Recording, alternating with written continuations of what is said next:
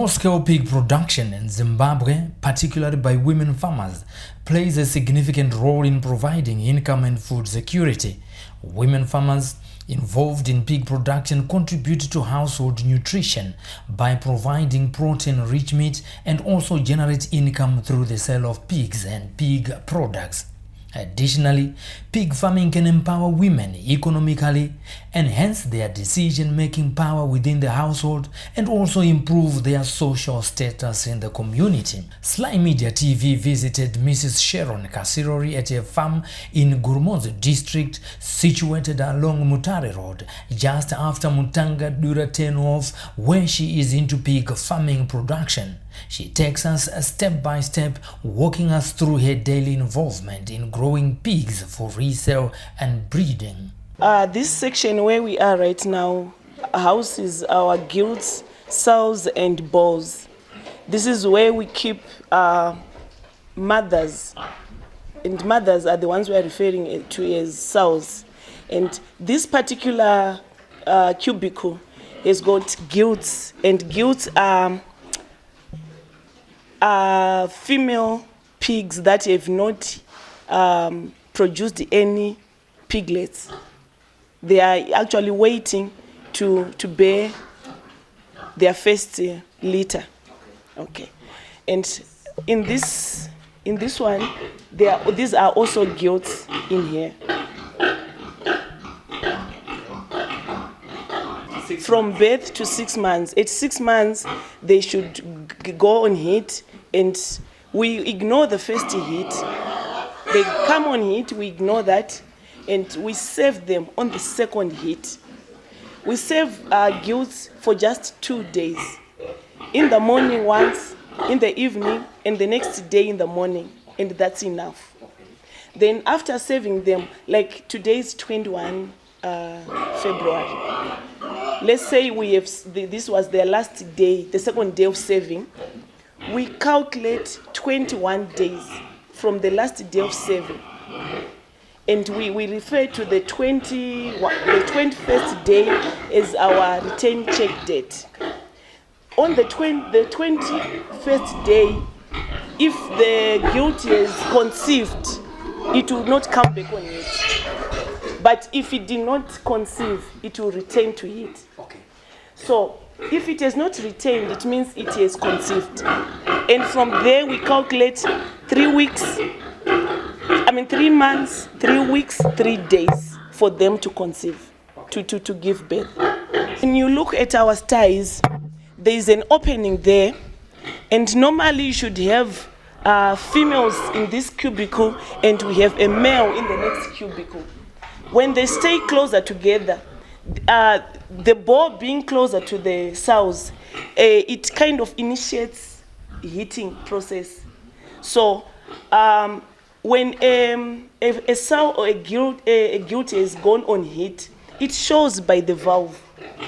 The valve takes a red color, and also when you get into the sty, you just touch it, it remains static.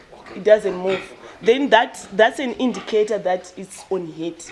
And if there are 3 or 4 in the same sty, it will try to mount the other females in the sty. So all those are indicators that it's now on heat. So when on heat, then we then take the ball.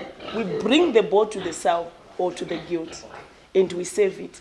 After saving it, we take back the ball to its style, because we don't keep bulls and sows in the same unit.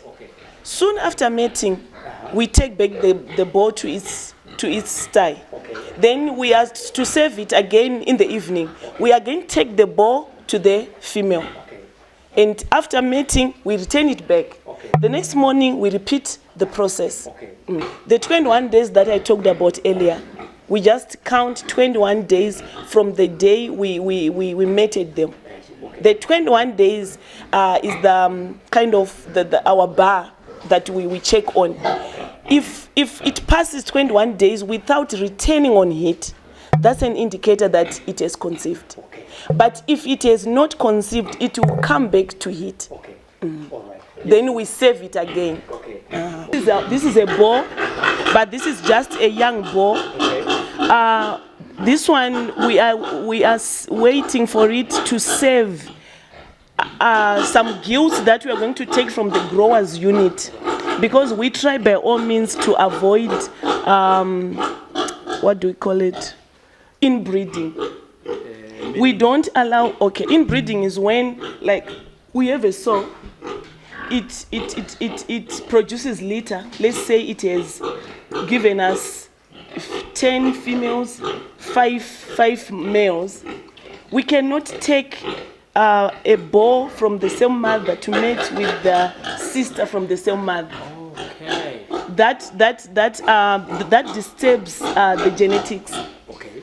It will mean that the litter that is going to be produced by this sister and brother, it's poor quality. Is it? Yeah, it will not grow well.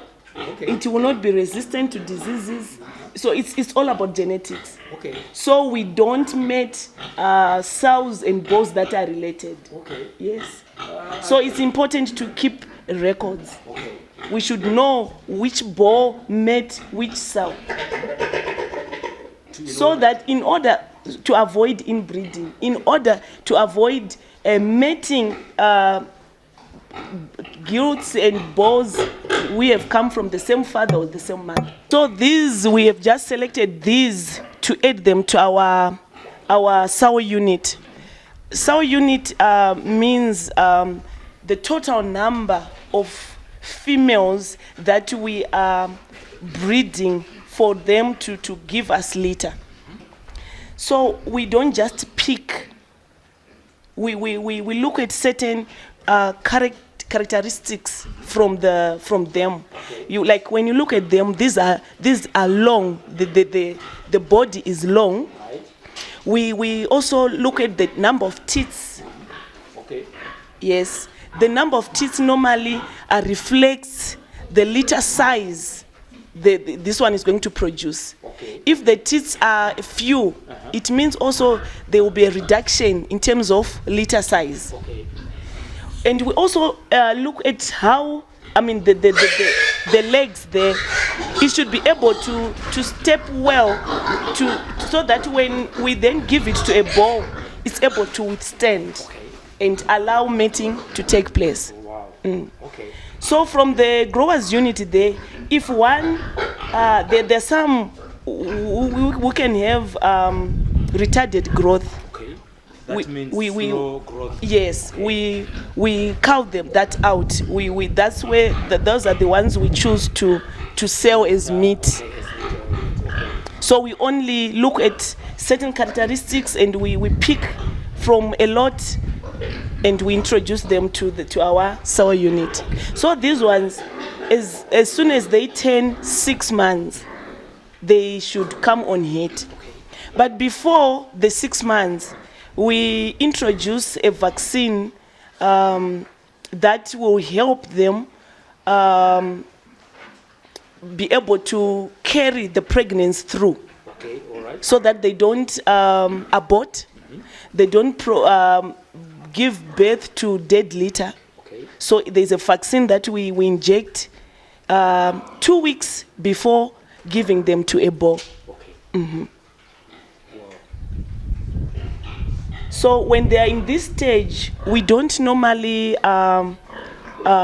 reduce, or we are not worried about the amount of feed they take, because we want them to grow and so that they come on heat. But the moment they get to 6 months and they are ready to mate, we make sure we reduce our feed to 2 kgs per gilt, because the more feed we give them, they become fatter, and too much fat in the system will reduce their number of litter. Okay. It will reduce litter size, and it will also take them long to get on heat. Okay. So when they are ready to be serviced, we cut on feed. We give them regulated feed, that is 2 kg per bull, 2 kg per sow, 2 kg per gilt. But before you start regulating, how much feed are they given a day before you reduce it to 2 kgs? At this stage, we don't limit. We just, when we give them in the morning, feed should not take less than an hour and it's finished. It shows it's too little. Okay. They should take at least an hour feeding. And most of the times, they should have clean water all the time. Okay. And how do you maintain the cleanliness in these days? We clean our sties in the morning around 8. We give feed, and then in the evening around 3 we come in the second round. Let me say it this way. Let's say we are supposed to be giving 2 kgs of feed per sow. Now that we are feeding them twice a day, we just divide the 2 kgs into 2. We give 1 kg in the morning, another kg in the evening, and the 2 kgs for the day is achieved. So we make sure the water, like you see, it's actually urinating in the water. Yeah. So if there is any disease, it's now circulating. So the water should into the system. Blood system, yeah. So there is a new system actually, which is smarter and more efficient, where we are actually working on it.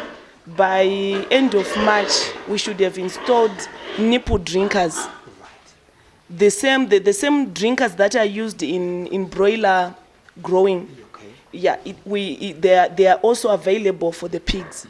So it will just come to the drinker, to the nipple, and suck water. So it means throughout the time it's getting clean water. Because now when you look at those drinking troughs, it will mean we'll need to clean them first before we add on some more water, some fresh water. Okay. So it's kind of cumbersome. That side you were seeing some gills. Now this is a sow. It's giving us its second litter now. It's giving birth for the second time now. So we have already serviced it. We are expecting it to give birth sometime in beginning of May. It should be. I see a name there. Is it a name? Yes, it's a name. What does that signify? It signifies identification, just like as humans we have names. So it helps us in our record keeping to know that, okay, Lottie was serviced by Hans, that's the boar. Okay. And Lottie, we serviced her on this day, and she gave birth on this day. She produced 12 liter, and the 12 she had 9 females and 3 males. This is a mixed breed of large white and Daland. So it means this one has got genetics from a large white and as well as Daland. It's good to mix because a Daland, for example, is resistant to diseases, and a large white has got a bigger frame.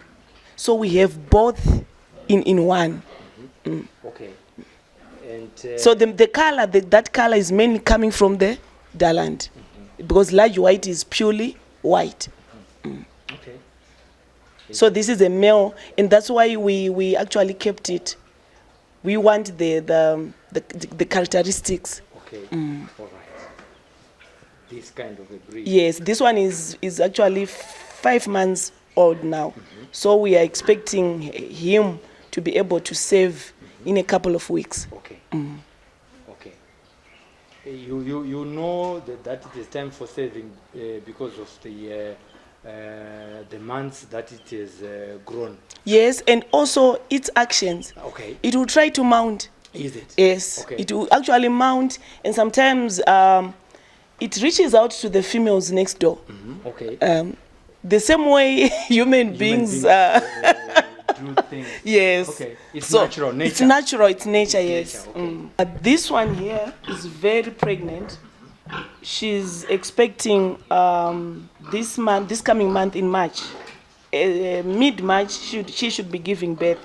So 2 weeks prior to giving birth, we'll move here to the next unit that we are going to now. Okay. In preparation for delivery, yes. Delivery. Yes. Okay. So the area we are now is our farrowing house. House, yes. This is okay. This is kind of our maternity ward. Okay, all right. This is where we bring mothers when they are just 2 weeks before giving birth. You can see these cages and crib. The mother will stay in the cage. This is done mainly to avoid the mother sleeping on the newborn babies. Okay, all right. So it will be standing. It will be standing. It's either standing or it's lying down. Okay. It cannot turn. All right, all right. Okay. So we normally put infrared here. We put hay. So this is where the piglets sleep. Okay. When they want to feed, they go to the mother. Okay. And come and sleep in Okay. there. So this cage reduces the movement of the mother. Yes, And thereby its weight- reducing mortality. Okay. The death of the young ones. The young It's- ones. Yeah.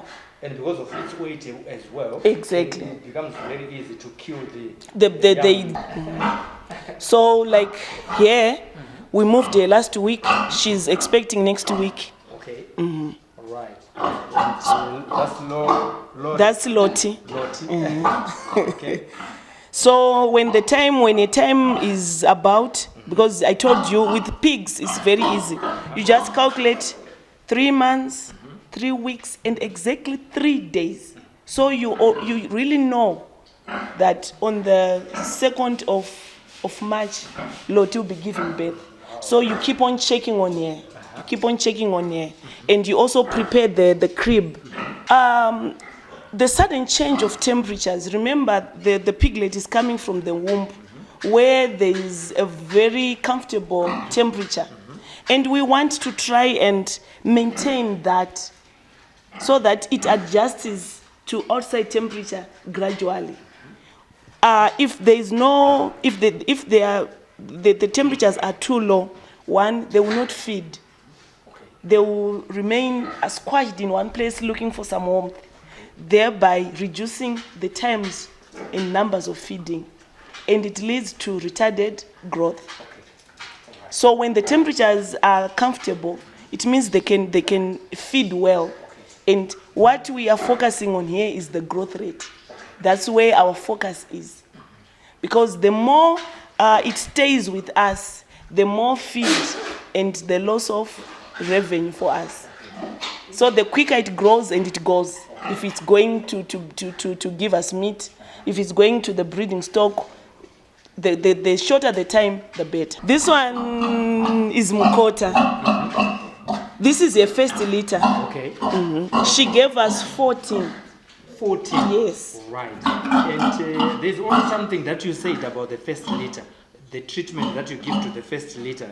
Can you repeat that again for the viewers? I said, like here, we had to introduce a vaccine that's called Farushua 2 weeks before we gave her to a bull.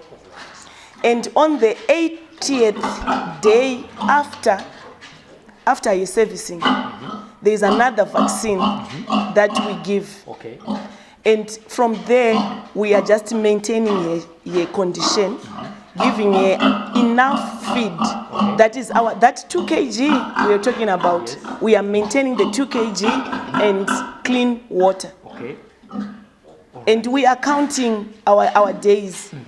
She has passed the 21 days, and it makes us so sure that she has conceived. And from there, we are now calculating our 3 months, 3 weeks, and on the 30th day, she gives birth.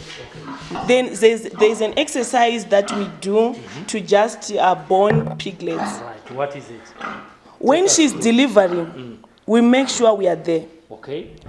a piglet comes out, we receive. Yes.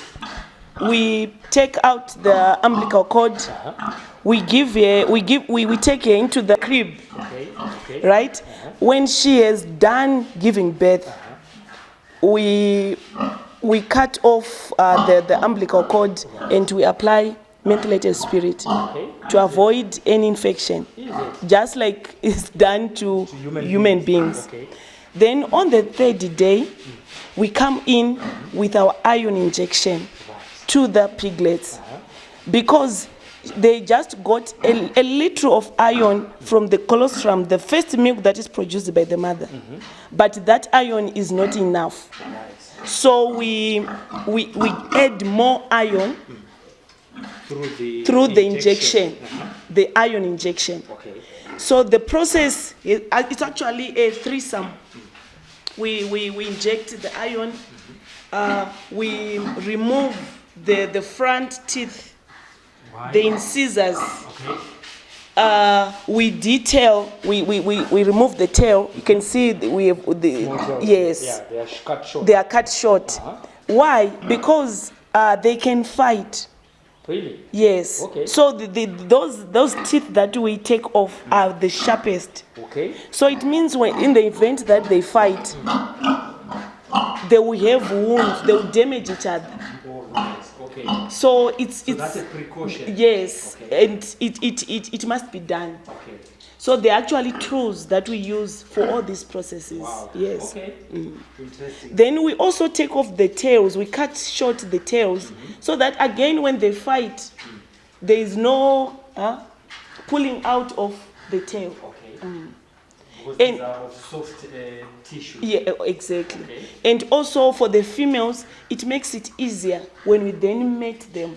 Without a tail. Yes, because the removal of the tail actually exposes the valve, so it makes it easier when saving them. Wow. Right now we have already introduced when they turn to 2 weeks, we introduce a feed crib where it's a meal for the piglets. Okay. We are already introducing feed so that they don't just survive on milk. Okay. And the introduction of crib while they are still breastfeeding will also reduce the chances of them getting diarrhea when they are now fully feeding on feed without milk. So we give them crib whilst they are still with their mother. And on 21 days, we take them away. Okay. That's when we wean them off. Independent. Yes, we wean them off. Then we take the mother back to the sour unit. Okay. Where you start breeding them. Yes, again. we wait for her to get to condition and wait for her heat to come on, and we mate her. So what it means is, if this is done properly, one mother should actually give birth about 3 times a year. In a year. Yes. Okay. Wow. But when she gets out of form, like she's not getting enough feed, and the litter is not getting crib, she will lose weight. So a loss of condition will also delay her coming on heat. So it's very important to keep her conditioned. So that sometimes it should actually take a few days from here. When she goes back there, she should quickly get on heat. Is it? Yeah. Wow. So after the production process, and you are now wanting to retire it, when do you retire the female from giving birth? We look at the litter size. As like I told you, Lottie gave us 14 in her first litter. Yes. So we are expecting that in the next litter she should actually increase to get us to 16, 17. Is that possible? So the graph should go like this. Okay. And drop. Then so drop. when she starts to give us Lesser lesser number of litter, it shows she's done. Okay. But Wow. Okay. And then when it's done with bearing the piglets, what We then take care for happens it for meat. Okay. We take care for meat. But of course, it will not be the best grade of meat. Because of the Because production process it's exactly, gone through, yeah. Okay, through its lifespan. Yes. Okay, wow, interesting. So what else would you want to tell us while we are still in here, where you are breeding and also feeding these pigs and piglets? Pigs, just like human beings, they have different characters. They behave differently, especially the mothers. Some are very good mothers. Some are rough riders. So you need to know your lot. Where you have a mother who is a bit careless, you need to be there, especially the first few days. You need to be extra careful. And in labor-wise, just like human beings, some take longer in labor, some just a few hours, and the process takes also fewer hours. But in some sows, they can actually struggle. There are a lot of factors. It can be genetics. It can be a lot. So we always make sure we have medication in our medicine cabinet. We make sure we have antibiotics. We have there's an injection that we use when a sow is taking too long in labor. We actually use oxytocin. We inject it with oxytocin to quicken the labor period. And sometimes it can actually give birth nicely, but maybe take longer for milk to be produced. We also make use of that injection. You inject oxytocin and the milk starts to come out. It's also necessary that you monitor the first few hours so that the piglets get that cholesterol in the first milk produced. So there might be weaker piglets from the lot. You actually should help them to get to especially the first milk. They can also be. Last time we had one who gave us 18, and when you count the number of teats, the teats were not equivalent to the number of litter. So we also foster. We do foster parenting, but it only happens when we have other mothers who are feeding as well, breastfeeding as well. So you can actually take from one mother and give them to the other mother, and they go on like that. Okay. I also see that you are knowledgeable about these piglets. Do you go for some form of training in order for you to start rearing pigs? Yeah, it's necessary to get some tuition on pig production because there's a lot of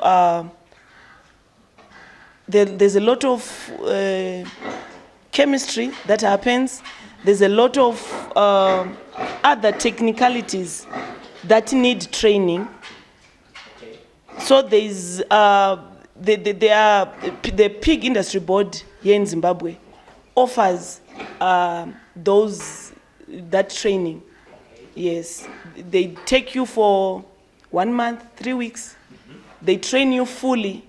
You become a student. You are taught how to clean these ties, how to help out when there's labor, how to mate, how to choose when we are looking for breeding stock, everything. Okay. The feeding as well, because the feeds are also categorized. I told you about creep. Yes. From creep, they go on to winner meal. From there, they go on to growers and finisher. Okay. So you should know when to give what. Okay. And Is there some, because you're speaking of a board, the growers board, you said what, the pig production board, what did you say about? Pig industry board. The pig industry board. Do they also come to your farms and assist you in building the styles or anything else that is related to the production? Thank you so much. When we decided to venture into this, we actually went to Pig Industry Board. They gave us the plan, how this should be structured and laid out, because there is a lot that comes into play in terms of the direction of wind, yes, the height, the materials to use, and the strength, the quality of especially the flows. And so in terms of the workforce that you have in order to have or to go through these daily processes, how many people do you work with in order to have to facilitate this production? All being equal, we should have 2 stockmen. Stockman is the one who is the guy who takes care of the pigs. Because of our sow unit, we should be having 2 stockmen to man this area. But because of, the economy and all, I actually involve myself. So I can say we are 2, me and Kuzi. I also take part in the cleaning, the feeding. And after that, we get on to other businesses around the place. All things being equal, do you think this is the number of pigs that you would want to have around your area? No. We intend to get to 100 sow unit. That means 100 mothers giving birth. So this unit where we are now, the farrowing, at any given time, our plan is for us to be having at least 4 mothers with piglets and 4 mothers waiting to give birth at any given time. Okay. Then we also want to talk maybe briefly about the market. Where do you end up with this process of production in terms of the markets which you sell? Yeah, the market is quite a challenge because, you know what, the system we have is kind of unfair to the farmer, to the producer, because you don't determine the price on the market. You are told the price by the end user, yes. Okay. You are told this time we are taking super pork at $3.20 a kg. And now when you do cost analysis, you would have used more than the money that you are going to get on the market. So, and I will not mention names, but some buyers will actually quote you in local currency. Yet, all the material that you are using, we are buying in US dollars. We buy maize for our crush. We buy soya meal. We buy wheat bran. We buy premixes. Injections, all that we buy in US dollars. But when you go to the market, they'll quote you in local currency. So to avoid that, it's better for us. We decided to also be the buyer, to have our own butchery, produce our pork and sell it at retail price to the end user. Yes. When you do it that way, it's at least you get something. Because the cost of producing a pig, 80% goes to feed, because these are heavy feeders. So if you can't afford feed, you cannot. Okay. You are talking of the local market. What are the chances of a local farmer in Zimbabwe exporting to outside the country? Thank you, Nkomaslai. It's really a challenge. For one, when you are just a producer like me, to get a permit, it's a very long way, and on its own it just discourages you. Okay. It discourages you. Okay. All things being equal, if the Minister of Agriculture is listening, in order to facilitate the small-scale farmer who is in Zimbabwe in the local markets and also exporting these to the outside countries or world, what would you say to them? I would kindly suggest or plead that they consider us small-scale farmers and give us a kind of a special preference, making it easier for us to access all the requirements for the export market. Because you normally then find a middleman. The way up there it becomes so difficult for you, and someone will come and say to you, no, I can do this for you. And they benefit more than you, the producer. Especially, this is a very easy project for women.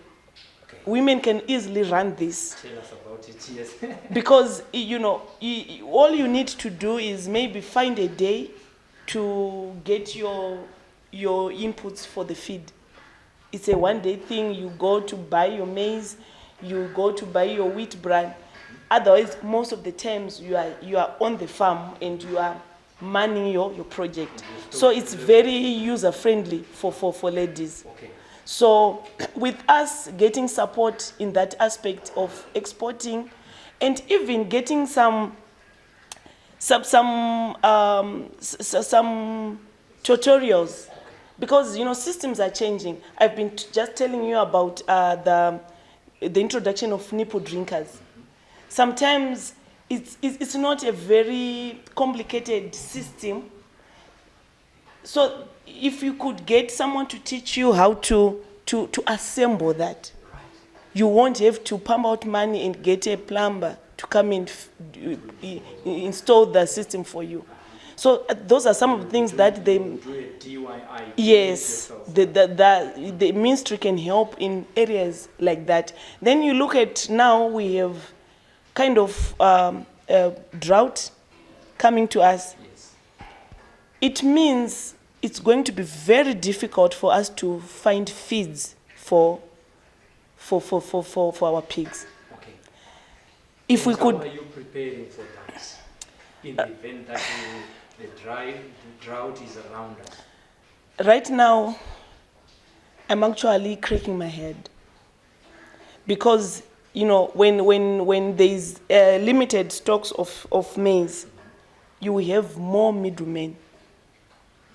Now telling you for a ton of maize, right now maize is going for $400 a ton, and it's already expensive. It's already expensive. So if the ministry can actually help us, even when it comes to importing of maize, at a subsidized price for farmers, that would be very helpful. That would be a plus. Okay. And then for somebody who is, I know I'm coming from the diaspora myself, there are some people who are saying in Zimbabwe there's less things or businesses to do. What message can you speak to those people that are out there who are finding it difficult to venture into any kind of a business in Zimbabwe, maybe besides, pig production? I would say there are lots of opportunities. There's a lot that you can do. There are a lot of projects, because already we have favorable weather. We have affordable products. Like, for example, you want to do mushroom, you can easily make use of just grass. We have grass all around us. there's a lot. It just needs someone to be focused and determined that I want to do this, and do a market research and say, for me to do this, what do I need, or how do I get to that, and be focused. Otherwise, I wouldn't go for the idea that things cannot be done here in Zimbabwe. That's not true. For me here, we don't buy meat. We produce our own. We have road runners here. We have ducks. We do our own layers. So we have eggs for breakfast every time. And we are actually planning to to go for training for the processing of our pork products, the byproducts, because it's very easy to do polony, to work on bacon, all that, to add value to our pork. That's the next thing that I'm actually targeting on. Also maximizing on profit. Yes. So imagine you making pork sausages, 100 kgs of pork sausages. Instead of selling at $4 a kg, you have added value to it. You are maybe now selling your sausages at $5 a kg. So that's the vision. Okay. What else would you want in terms of support from our government or the private sector? The support we would want is especially on the market, to have favorable markets. A market which also has the producer in mind, where we have a fair share of the final result. I get not more money, but enough to sustain my project. They also get the enough share of funds. That would be much better. Not for the market to benefit more than the producer. Let's meet in between. So what happens to our industry, the hotel industry, the catering industry, the canteens, and the cafes, if they don't have pork in their places of retail? That's that's another challenge. But to me, I think it's all about marketing. It means one has to go out there and source for market. Instead of the canteens, the hotels going to the already established producers, they may have a choice of us. But it also depends on the quality that you produce. So it's a matter of producing a good product and having the correct market. Okay, thank you so much. Any other words of wisdom that you would want to give to the would-be potential farmer in pig production? I would want to encourage, especially ladies, that it's not easy to establish a project. You have hurdles along the way. You fall down, you rise, you go on, you learn as you go. Most of the things you actually learn as you go. And it's very important to be knowledgeable of what you want to do. We don't work with so-and-so is doing this, I'll just do this. No. You need to be a bit knowledgeable. You can't know everything, but to have the basics of it and know exactly what you are doing and be there. We don't want cell phone farmers. Be there, be on the ground, understand your animals. You have time to observe the behaviors, because from observing, then you're able to tell she's not feeling well. So what do I do? If you don't know what to do, then you get hold of a vet and they prescribe something. So that cannot happen when you're not on the ground. Okay. To our viewers, what are you going to say lastly? What's Media TV? Please, whenever you have braai parties, you want fresh pork, come to us. We'll give you the best. There you are, viewers. Small-scale pig production by women like Sharon can have a positive impact on the economic, social, and nutritional well-being of women farmers in Zimbabwe. That is, if they get support from all stakeholders and consumers buying their products, and also the government continuously creating an environment that promotes ease of business for women in farming to help them find meaningful and bigger markets. Mrs. Kasirori's energy challenges many women and men alike. Before we sign off, when you think of hosting weddings, parties, funerals, and family gatherings, think of Sharon Kasirori for your meat and vegetable supplies through her WhatsApp contact on the screen. My name is Sylvester Tafumane Simbie Basa on SMTV English channel, building bridges between suppliers and the markets. This is Yabuda TV, Hakudima CV, Slay Media TV, and this sport and dream street in a zone and up a news in Daka wonder name of views. Slay Media TV, man, they change my dreams. Slay, oh yeah, Slay Media. Slay, oh yeah, Slay Media. Slay, oh yeah, Slay Media. Slay, oh yeah, Slay Media. Kuchinja vision, yama ghetto youth. Kuchinja life, yama ghetto youth. Kutipa nzira sema ghetto youth, kutipa gwara ramangwana rakanaka. Slay, oh yeah, Slay Media.